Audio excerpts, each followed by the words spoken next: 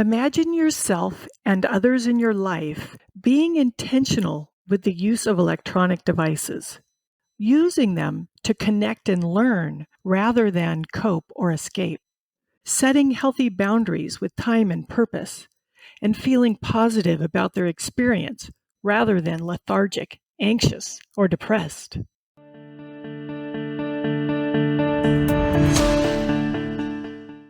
Hello, thank you for listening today as we continue this journey to discover and develop our element, that place where interests and talents collide to bring great things to ourselves and others.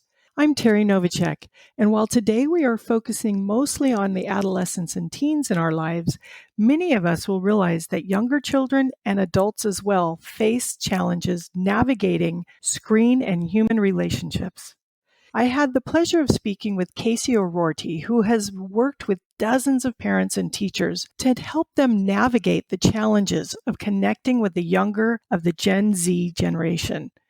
We've talked on this podcast before about neuroplasticity, the ability of the brain to rewire itself. The adolescent years is a time when the brain is highly malleable, meaning it is more highly affected by observations and experiences. While some go so far as to refer to smartphones as the devil's device, others brush it off as just another period of time when older people are being grumpy about something that is new and makes teens act differently, like rock and roll of the 50s. Casey helps us to see it's about relationships. Thank you, Casey, for taking time to meet with me today.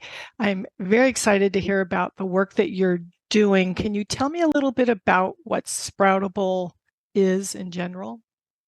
Yeah, Sproutable is a company that supports parents with kids 0 through 18 and beyond. We also have programs for parent educators as well as nannies and early childhood educators.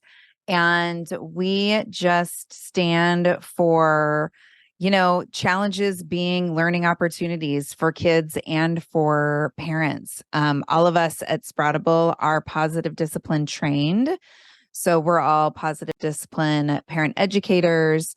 Julietta Skoog, our early years lead, is a positive discipline trainer, and I myself am a lead trainer.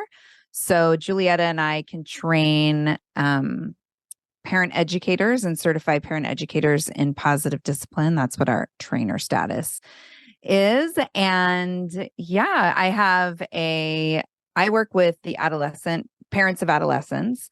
We have an extensive library of online learning tools, as well as offer live workshops and classes and coaching, one-on-one coaching. Julietta and I both run membership programs. So she serves the parents 0 to 11-ish, and then I pick them up for the adolescent years. And that's something that we both really love and get to dig really deep into process and experience with the parents that we serve. The members are committed for a year to work with us.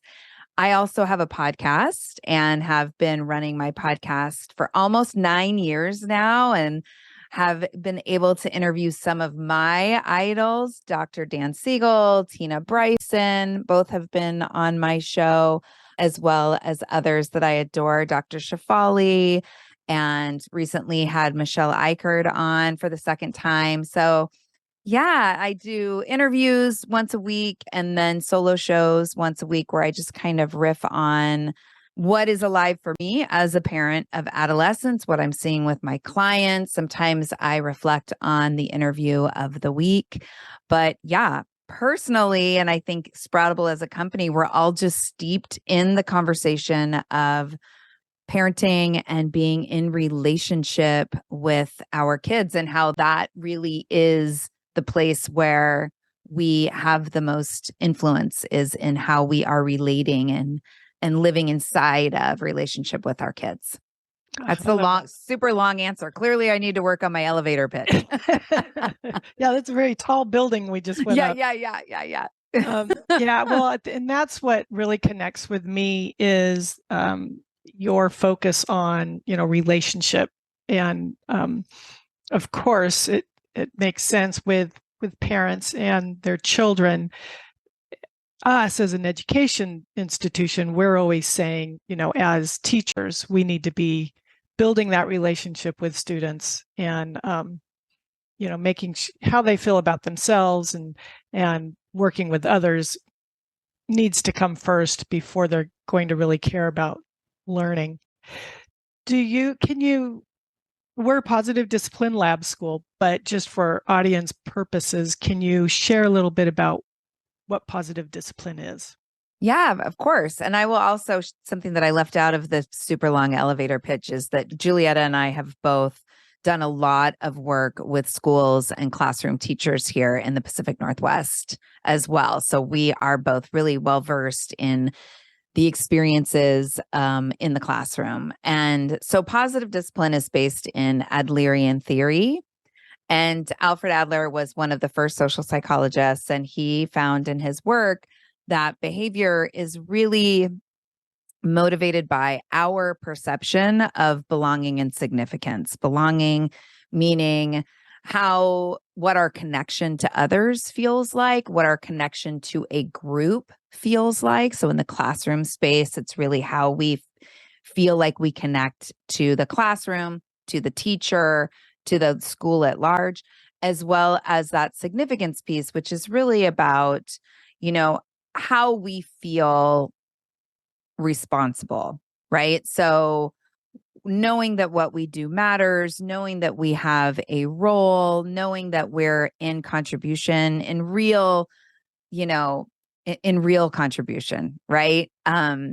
So that's really what positive discipline is based on, is that theory. And there's, Adlerian theory, there's whole libraries that you can read more about Adlerian theory, but it really is that piece around belonging and significance, as well as developing mutually respectful relationships. And what I love when we talk about mutual respect, I think there is the popular idea of mutual respect is, well, you respect me and I'll respect you. And positive discipline, it's really about, I'm going to respect the person in front of me, which is the kindness on the kind and firm scale that we talk a lot about in positive discipline. I'm going to respect you, the human in front of me, while also respecting myself and the situation, which is that firmness piece, that kind and firm that we're all trying to point our compass towards. It's not easy. There's not great models for kind and firm at the same time, but we're always working towards that place. So mutual respect is another big piece of positive discipline, kindness and firmness, the power of perception, and remembering that kids, especially, they're great perceivers. They are inexperienced meaning makers, I'll say, and they're always making meaning, and they're making meaning from the very small bank of experiences that they've had. So there's that piece, the power of perception, and keeping that in mind. Positive discipline is steeped in encouragement and really stays focused on problem solving and solutions, being helpful, not hurtful. So, and it's a lot bigger than just what do I do when things don't go the way I want them to go with my kids or my students. And it's more around, what is the ecosystem or the environment that we want to create for kids so that they can really lean into being their best selves, so that they can feel encouraged and they can feel connected. And that's when we've created space for them to be in a more easygoing, cooperative, collaborative mindset. Right. So focusing on the adolescent, you mentioned perception. What are some trends that you see in the perception that adolescents have of their world that is maybe creating some conflict or a hurdle in their success? Well, I think that I really want to say an adolescent's biggest hurdle is the adults in their life. Yes, I agree. Yeah. And my daughter is, she'll be 21 in January, and my son just turned 18. So I've been really steeped in Gen Z parenting for the last 10 years. And I also have a lot of clients that I work with one-on-one, people in my membership. And, I just want to give a little caveat. The people that reach out to me tend to be, at that place where they're like, oh my God, I need support. So when I think about what comes up in that population and what has come up with my own kids, I think there's a feeling that adults don't get it, which is not a new feeling, right? I mean, most of us looking back at our adolescent years felt the same way. Exactly. And I think that, there's deep discouragement just around what is happening in the world and how the adults in leadership are behaving. I think one of the places that is unique to this generation of teenagers is the speed and and how much news they get via their little handheld devices, right? And it's a really negative news cycle, and there's a lot of opinion and fact checking that doesn't happen. So I think it's really overwhelming. I mean, you look back, I can't remember who did the research, but if you look back at when anxiety and depression really spiked in teens, it correlates perfectly with when smartphones became available to the masses. I mean, it's right there in the research. So as parents, it's really challenging to be a voice when there's all this other conversation that's coming at our kids throughout the day, from the time they wake up to the time that they go to bed. And so if we want a seat at the table, right, if we do want our voice to be heard, if we do want to make sure that, our wisdom, our curiosity, our opinion or advice has a seat at the table that exists in our teens' minds, we've got to be sure that we are nurturing a really strong relationship with them. Because, like I said, that belonging and significance really matters. And, once kids get to be 13, 14, 16, 17, 18, they know us better than we know ourselves. They have been observing us. Their relationship with us has been their survival. They know how to thrive. They know how to, get what they want, which is not the same as, oh, they've grown into these manipulative little monsters. No, they're in relationship with us from the start. And so then they become teenagers. And you had mentioned before we hit record that we're disenchanted. They get to be teenagers and they realize, like, oh, mom, dad, you don't actually know everything. Right. And actually, I get to have my own opinion. Dan Siegel uses the acronym ESSENCE, the essence of adolescence. And part of that is this creative exploration where they're pushing against status quo. And that's what they're supposed to do. And when we try to confine that or dismiss that or tell our kids that they're wrong, it's just more of a push away. And it feeds into the disconnection that happens between adults and kids, which is why I said one of the biggest hurdles are the adults in their life, because we get scared, we're worried. We want to make sure we land the lessons and the values and the morals. And in the process, we treat our teens as if, they're not so capable, like their ideas don't matter.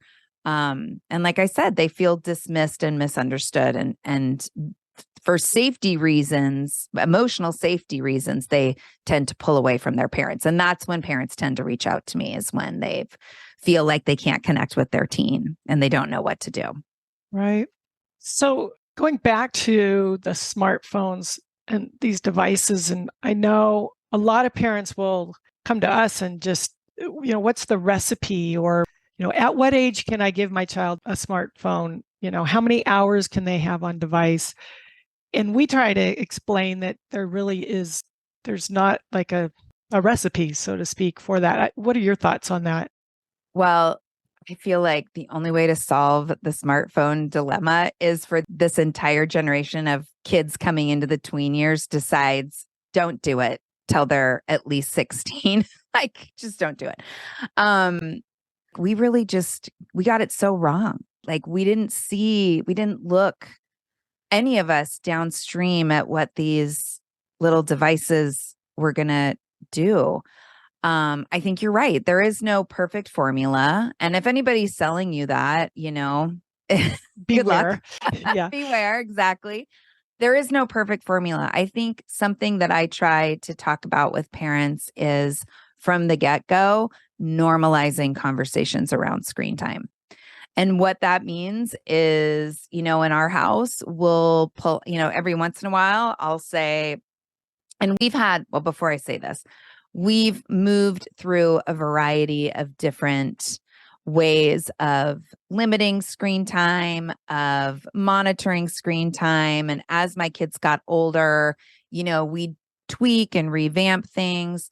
It gets really tricky, especially that conversation of how much time, because it's, there's so many different things that they're doing, right? Sometimes if it's watching YouTube videos, passively scrolling, watching TikTok videos, Instagram reels, and there's not a lot of engagement.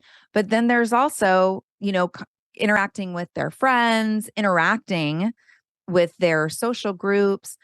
So, and it's hard to try to tease apart all the different ways that they're using their screens. And so that's where the time limit starts to become tricky, especially as they get older.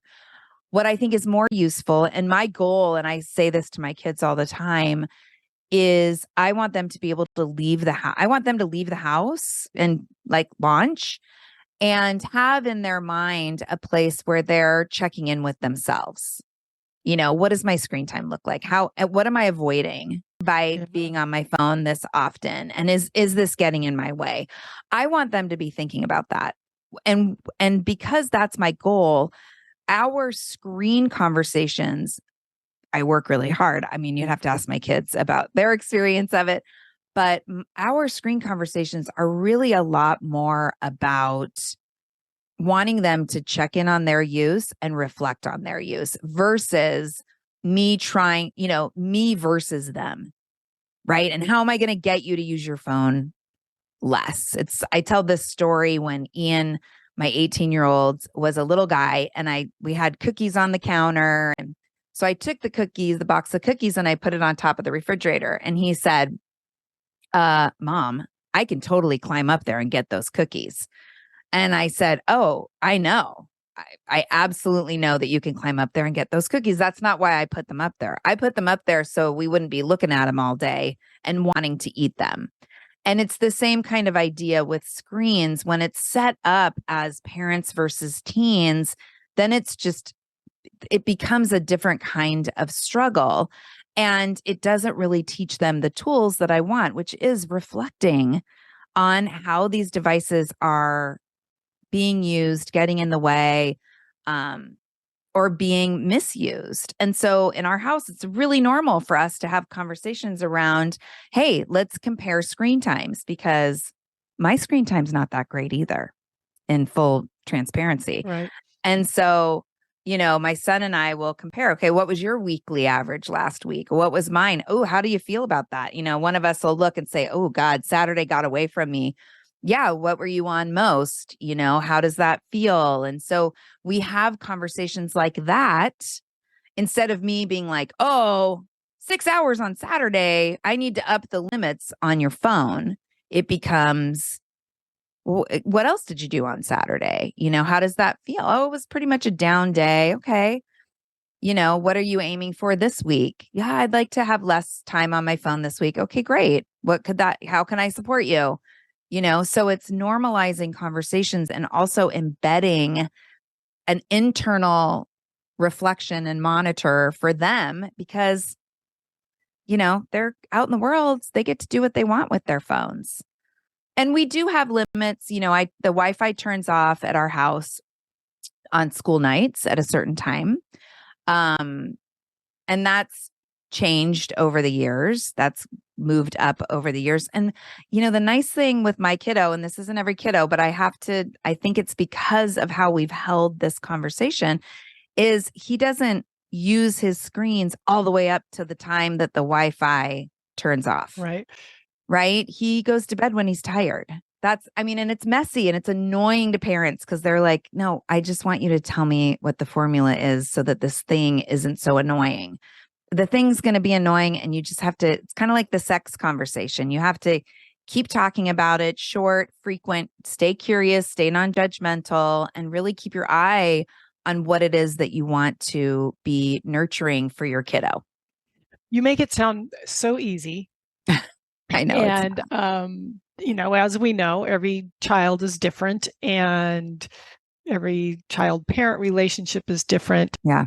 Even if maybe now my child's an adolescent, but I haven't done much in the past to get them so they are not at that place where we can have a reasonable conversation like what you're talking about.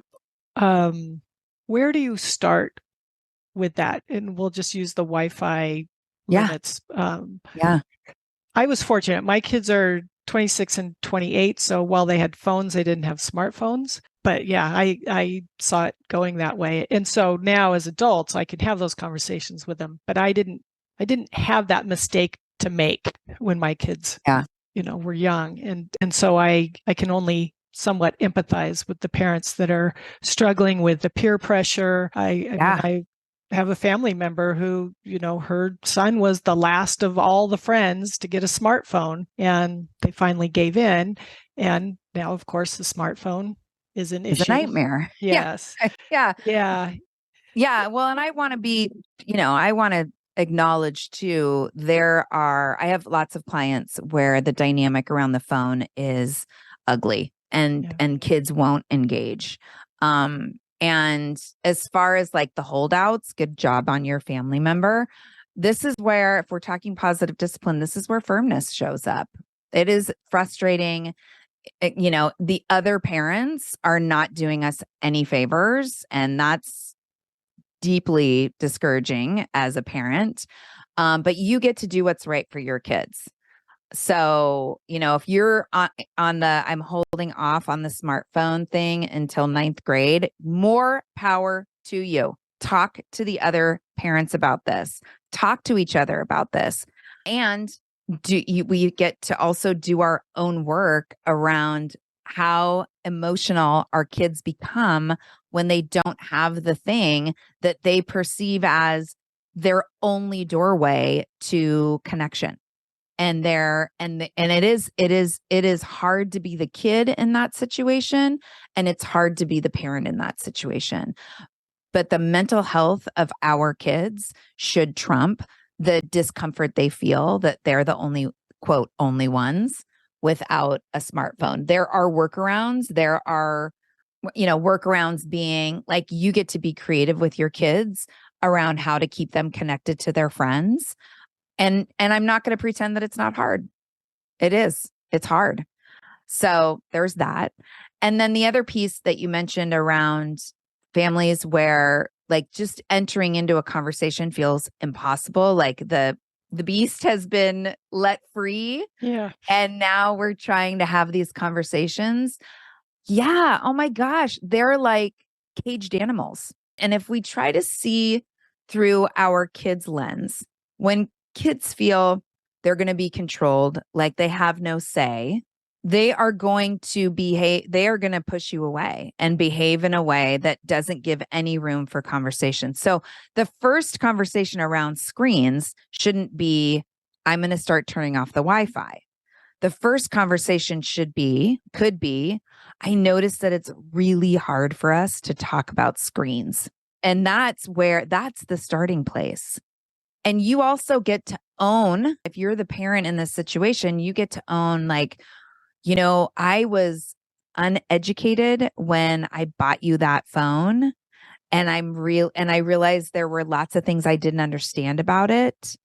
And I made a mistake not talking to you about healthy habits around the phone.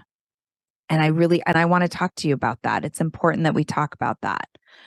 Right. And if it's like, go away, I don't want to talk about it, or you don't understand, then you really get to drop into some curiosity. Like, this is really hard for you to talk about. Tell me about that. What are you afraid of?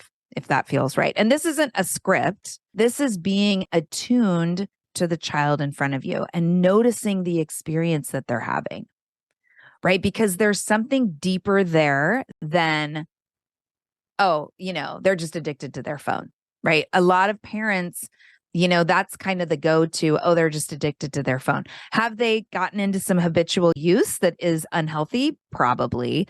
But deeper than that is a conversation around belonging, connection, self-worth. What are they avoiding? How is it a coping tool? We talk about, some of the parents that I work with have kids who are self-harming. And I think sometimes the endless scroll can also be an equally useful, not healthy, but useful coping mechanism to avoid hard feelings or hard experiences. So as the parent, it's really important, and in positive discipline, we call it going under the surface of the iceberg, to really understand your child's relationship with the screen and their device. And it might not be one big, amazing conversation, right? It probably won't be.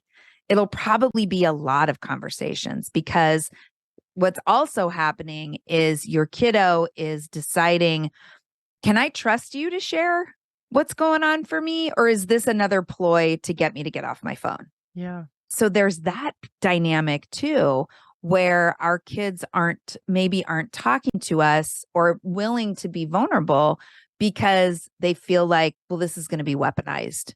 This is going to be used against me. So it's better to just not talk about this stuff, because then you don't have it to use against me later. Right. So there's so many juicy directions to go in, and there's a lot for us to own up to and take responsibility of as well.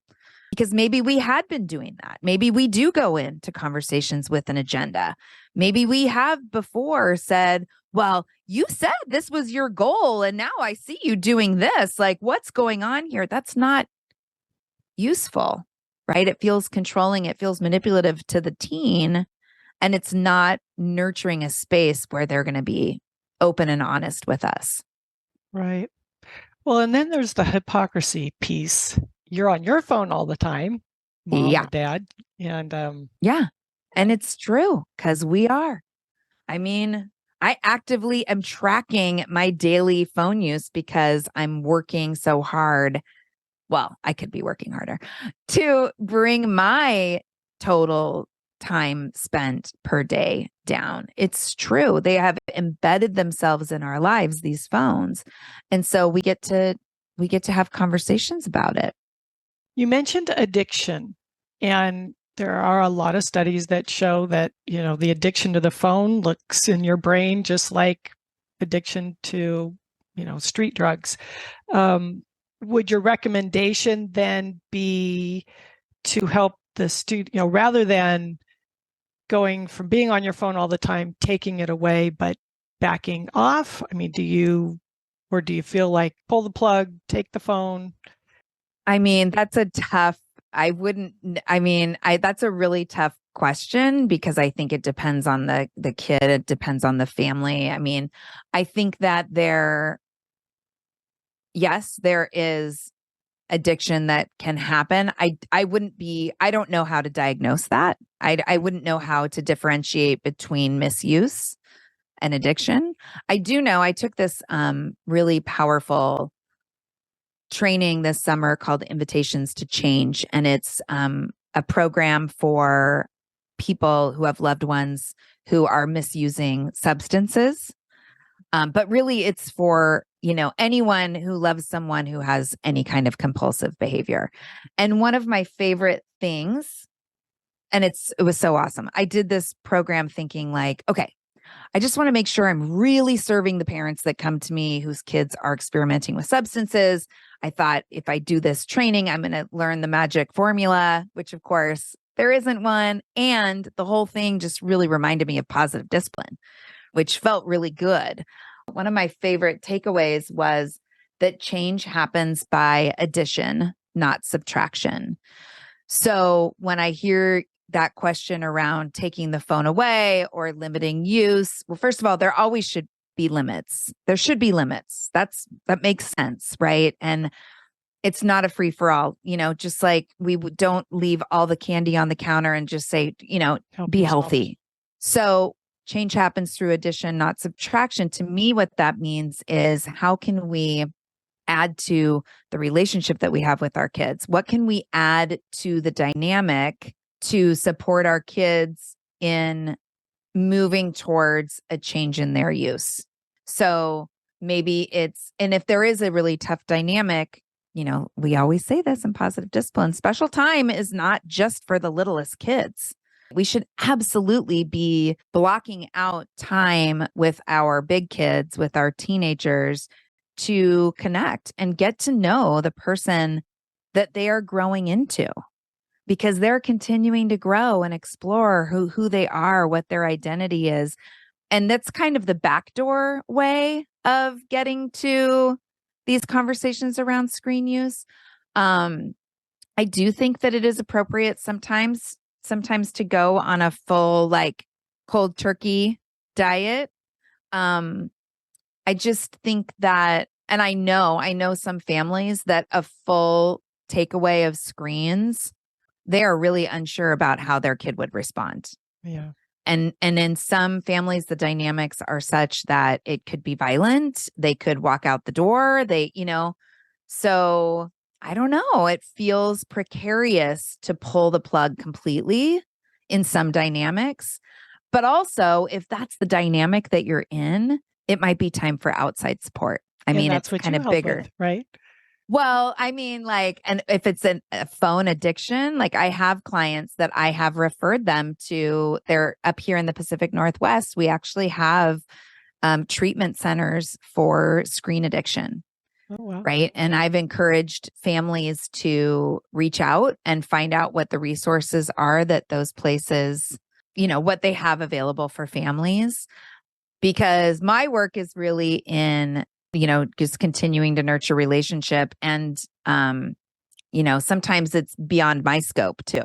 Right. So for us, we're all about active learning. And to me, the screen time is just the epitome of passive. It takes passive to an even unhealthier level. And so, how are students going to find their element if they are just sitting there passively scrolling and all? Well, and I mean, my husband talks about graduating from the University of YouTube. You can't believe the things that he can fix and do because of the wealth of information that he finds on YouTube. So, but an example, it's a perfect example of how it can be healthy. And yes, and there are a lot of kids using it in that way too. Yeah. So I guess that kind of goes back to what you're saying, what your conversation is. And it's not as easy as saying it's this much time, but how are you using it? Yeah. How does it make you feel when you're using it? Those that are what are you not doing when you're using it? I did an interview with Emily Shirkin from, I think her business is the Screen Time Consultant. She's amazing. I'll send you her info so you can put it in the show notes. Okay. And she is very much like how we're having this conversation. Like her work is helping families with their screen time use. And it's the same kind of thing where it's it's not about a certain number of hours. It's not about certain, limits. It's really about the relationship, really fostering our relationships with screens and our relationships with our kids so that we can have these conversations. And she talks about, not only how much time are you spending, but what aren't you doing when you're on your screen? I like that. Yeah. Right? Me too. All right. Well, Casey, thank you very much. This was a great conversation, and I appreciate any information you can give me to put in our show notes to help our audience.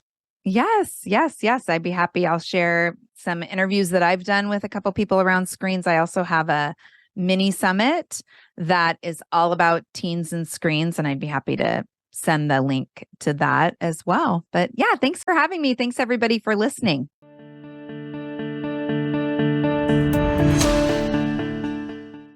As we ring in the new year, take stock of your ecosystem. In what ways are your surroundings, your schedule, and your habits influencing or reflecting what is important to you and influencing how you feel? And in what ways are they not?